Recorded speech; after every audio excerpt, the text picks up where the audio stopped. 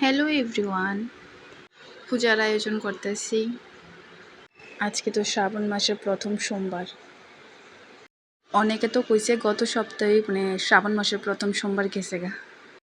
মাসের প্রথম সোমবার নিয়ে প্রচণ্ড কনফিউজড আছিলাম, কারণ গত সপ্তাহে আমি ভালো করে পূজা করতে পারছিলাম না, তার লিগা আমি পূজার মধ্যে স্পেশাল কোনো কিছু করতে পারছি না। যেরকম নিত্য পূজা করি ওইরকমভাবেই পূজা করছি। আমি শুধু ভাবছিলাম যে পূজাটা আজকে তাড়াতাড়ি দিয়ে দেবো, সকাল সকাল দিয়ে দেবো, কিন্তু ভাবলে আর হয় না। সকাল সকাল পূজা আমি করতে পারছি না। প্রায় আমার 10টা, 9:30, 10টা বেজে যায় পূজা দিতে দিতে। অন্য দিনের তুলনায় আজকে অনেকটা তাড়াতাড়ি উঠছি, তো দেরি হয়েছে। কারণ আমার ওঠার সঙ্গে সঙ্গে আমার মেয়ে উঠতে যায়। 7টার সময় উঠলো, 6টার সময় উঠলো, যতটা সময় উঠি না গেলে আমার সঙ্গে আমার মেয়ে উঠবো।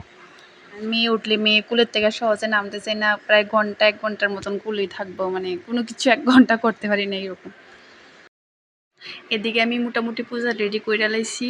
আমি অনেক দিন পরে আমার ঘরে জবা ফুল আইছে। জবা ফুল দিয়ে আমি পূজা করছি, মা লক্ষ্মীর চরণে জবা ফুল দিছি। আর আমার ঠাকুরের আসনটা কি কিউট না? সবাই কয় আমার ঠাকুরের আসনটা খুব কিউট। এদিকে আমার পূজার আয়োজন শেষ, এখন ধূপ ধরামু, পূজা দেবো।